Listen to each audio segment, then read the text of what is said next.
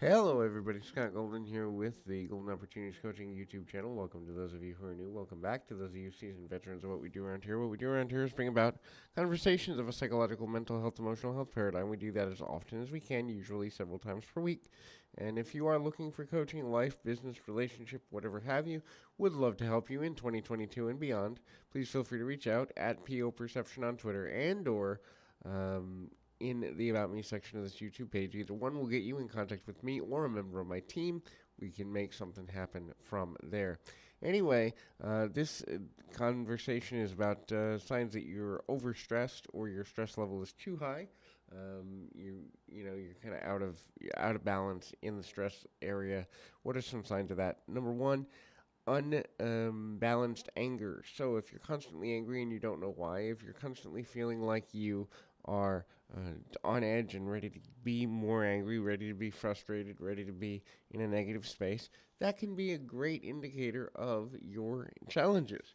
Doesn't necessarily mean you're a bad person, doesn't necessarily mean that you are ultimately, um, you know, a person who can't go to a healthy place, but it does indicate that you have overt stress. Anger is a sign of sadness pushed upward and outward. Therefore, continual anger is problematic for a number of reasons, and you do need to potentially look at the undercurrent of the reasons why you are so angry in order to create some level of better value. The next thing to look at there is you are unable to produce, whether it's work related, whether it's meeting your goals or aspirations or things that matter to you in your home life, whether it's you're constantly stressed out and you're just unable to get anything done, you're unable to focus. These are all indicators that your stress level is too high and that eventually, sooner or later, something is going to come out of balance in a manner that doesn't serve you well and ultimately take you away from where you need to be and where you need to go. The next is detachment. So if you are constantly dealing with feelings like you don't feel connected to the world around you, or you don't want to be attached to other people in your life or in the world, that's another sign of major stressors. And it's a sign that you may be struggling with things that are going to lead you to a level of stress that's insurmountable, can contribute to mental illnesses, depression, anxiety, frustration, anger, fear, doubt, all sorts of things that don't lead to a good or healthy place. Remember, detachment is also a sign that you are losing control of your emotions because apathy soon there follows. And once you've reached a level of apathy, it's often harder, not always harder, but often harder to get yourself to a healthy, intelligent, and smart place. And so that becomes problematic because resetting your emotions continually can become super difficult. The next thing is you're not sleeping well or you're oversleeping.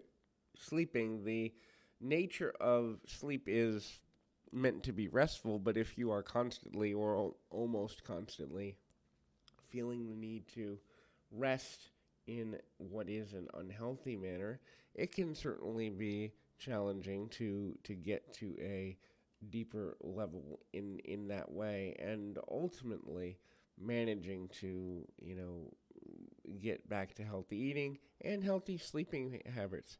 So basically, when your self-care habits change, it's a sign that you may be too stressed out. Now that can be okay for a few days here and there. We all have bad days. We all even have maybe a bad week. But when you've reached the 2, 3 week and more length of time that these things are undermanaged, that can be super problematic. Worth getting help with a coach, counselor, mental health therapist, minister, somebody that you trust. Having actually a team of people is probably even better because the team will give you different perspectives on whatever it is you're facing, and you're not taking one person's value mentally as the way to go, and certainly that continues in a healthy manner to allow you to make the best possible decisions in a good way.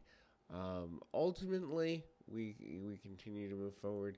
I encourage you to keep your feet on the ground, your mind in the moment. Till next time, everybody.